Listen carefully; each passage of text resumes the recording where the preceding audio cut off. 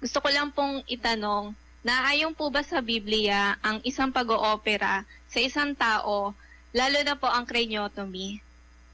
Alam mo kapatid, sang-ayon ng Diyos doon kasi ang Diyos mismo nag-opera rin eh.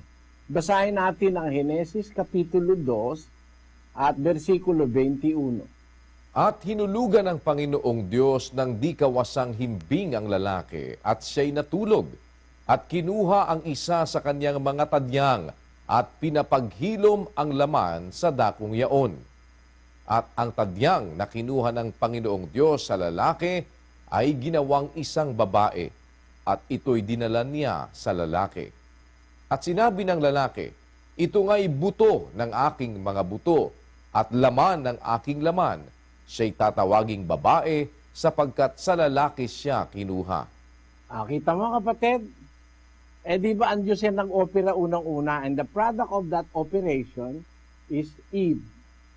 Ang produkto nun si Eva. Kinuha niya isang tadyang ni Adang, yung tadyang na yun ang ginawa niyang si Eva. Paano naman makukuha yun kung hindi inopera yung flesh ni Adan?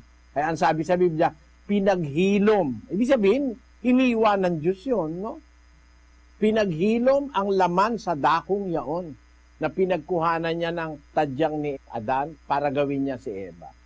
Ngayon, yung pag-oopera na natuklasan ngayon ng modern science ay kung ginagawa with utmost of concern and with utmost carefulness, kasang-ayon ng kalooban ng Diyos yun. Sa Ecclesiastes Kapitulo 3, ito ating mababasa sa versikulo 10. Aking nakita ang sakit na ibinigay ng Diyos sa mga anak ng mga tao upang pagsanayan. Ayan, yung sakit, pinagsasanayan yan eh. Sa isang banda, yung doktor nagsasanay, at yung katawan ng tao nagsasanay din maka-adapt sa sakit. Kaya sa ating katawan, pagka nagkasakit ka, halimbawa, nagkaroon ka ng beke, dalawang side, kanan at kaliwa, may beki ka, napapagsanayan ng katawan na ngayon, magpuproduce yan ng mga antibodies para pagdating ng pangalawang pagkakataong sasalakayin ka nung virus nung beke, ay meron ka ng depensa, na-immune ka na. Parang, ang tawag doon, immune ka na doon sa virus ng beke. Yun din ang prinsipyo nung tinatawag nating immunization eh, yung bakuna.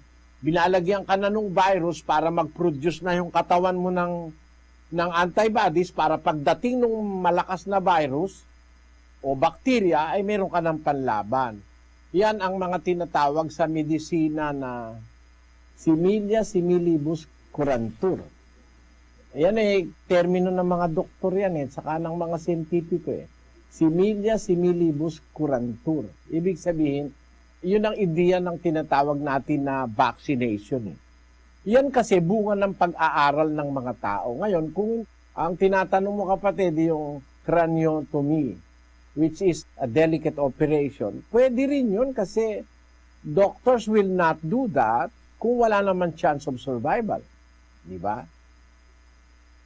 In cases very necessary for that kind of operation, wala namang labag sa Biblia yon. Ang Biblia kasi is pro-life.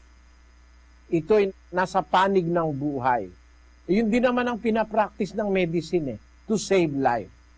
Kung merong mang doktor na ang pinapractice to save money, mali na yung prinsipyo niya. Pero ang talagang profession ng pagiging doktor is to save life. Huwag naman magagalit yung mga doktor. Meron kasing mga doktor to save money. Kaya kahit mapirwisyo pasyente niya, basta kumita lang siya, okay lang sa kanya. Pero in cases like what you are asking now, wala akong makita sa Bibliang yun ay mali. Tignan natin, Sis Luz, ang kahulugan ng craniotomy. A craniotomy is a surgical operation in which a bone flap is temporarily removed from the skull to access the brain.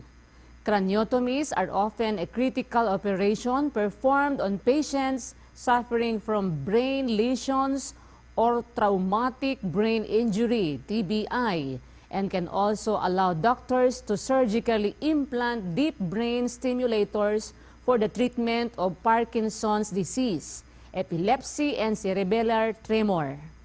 The procedure is also widely used in neuroscience for extracellular recording, brain imaging, and for neurological manipulations such as electrical stimulation and chemical titration. Human craniotomy is usually performed under general anesthesia, but can be also done with the patient awake using a local anesthetic. The procedure generally does not involve significant discomfort for the patient. In general, a craniotomy will be preceded by an MRI scan which provides a picture of the brain that the surgeon uses to plan the precise location for bone removal and the appropriate angle of access to the relevant brain areas. So, yung craniotomy na sinasabi, kapatid, ay ano naman yan? It's not a suicidal procedure. It is a procedure wherein the patient may be relieved of the problem. Kaya okay lang, kapatid. Kaya lang kung minsan, you have to consider the age of the patient. Kung ang ooperahan mo sa ulo ay 91 anyos na, you might as well let him rest. Diba? Kung halimbawa 91 anyos na o kaya 80 anyos na, bubuksan mo pa yung bungo tapos yung iskal naku, maselan yun, kapatid. Yun ang sagot ko sa'yo, kapatid. Opo, maraming salamat po, Brother Eli.